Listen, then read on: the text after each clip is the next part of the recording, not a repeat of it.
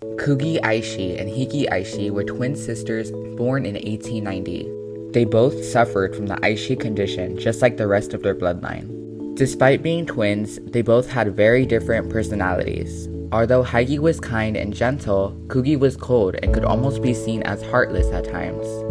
One day, Hiki shared wonderful news with Kugi. She had fallen in love with a boy. It didn't take long for both of them to realize the truth. They had both fallen in love with the same boy. The thought of losing this boy to another girl filled Hiki with dread. If her rival was anyone else in the world, Hiki would have been willing to commit murder in order to keep him for herself. However, she couldn't bear the thought of bringing harm to her sister. Hiki was completely unwilling to give the boy away to anyone. But if the other person was her sister, she might be willing to compromise. Hiki proposed the idea of sharing the boy. After all, the two of them were twins, physically identical. If they agreed to adopt the same hairstyle and personality whenever they interacted with the boy, then surely they could manufacture a situation where they both could benefit from. However, Kugi was completely unlike her sister. There was not a sentimental bone in her body, and she was completely unwilling to compromise or share. Kugi slit her sister's throat before she could even process what was happening. As Kugi watched her sister bleed out on the floor, she did not feel a single ounce of sorrow. Rather, all she could feel was a sadistic joy. The act of securing the boy for herself brought her immense pleasure, almost more than the boy himself. She almost wished there was more girls vying for the boy's affection so that she could experience the thrill of eliminating a rival over and over again. After eliminating Hiki, Kugi disposed of her corpse and all evidence of the crime. It was as if it never had happened. From an outsider's perspective, it seemed as if Hiki simply disappeared one day. Her father was devastated over the sudden loss of his daughter, but her mother's reaction was quite different. She was eerily calm about her daughter's mysterious disappearance. In fact, she seemed to be merely disappointed rather than mournful.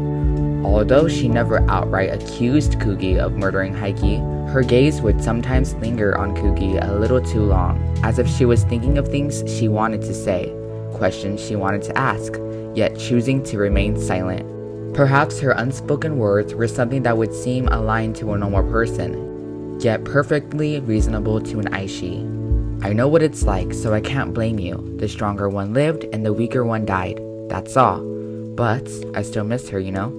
Just 2 years later, in 1910, Kugi gave birth to her first daughter, Azabiki. She was initially overjoyed to have a physical manifestation of the love between herself and her husband. But with the passage of time, that joy faded. In Azabiki's face and mannerisms, Kugi saw Hiki. It was almost though her slain sister had been reincarnated. The older Azabiki grew, the more uncomfortable Kugi became with her own daughter. This discomfort caused Kugi to become very distant towards Azabiki, until she was eventually doing only the bare minimum to raise her. Eventually, she began to yearn to give birth to another child, in hopes that her second child would be nothing like the first. Eventually, her wish was granted. Kugi's second daughter, born 13 years after the first in 1923, was much more like herself. In fact, the girl was almost a mirror image of her mother. Kugi lived an unusually long life. She didn't die until 2012 at the age of 122. As a woman who had witnessed the world transition from horse-drawn carriages to smartphones, she was fascinating to her young relatives. At family reunions, she was always the one of the most talkative Aishi, ever willing to answer questions about what the world was like back in the old days, and to share her opinions on whether the world was improving or deteriorating. Most Aishi regard these family reunions as priceless opportunities to obtain information they can't get anywhere else. Advice from experienced serial killers on how to get away with murder without getting caught. However, Kugi excuses herself whenever the conversations turn into that direction. It appears to be the one topic that she has absolutely no interest in discussing. When asked why, she becomes cold and evasive, and never provides a clear response. The only time anyone managed to pry an answer out of her, she only said, "In the heat of the moment, it feels like any price is worth paying." But her expression changed into something between guilt and grief, and she fell silent.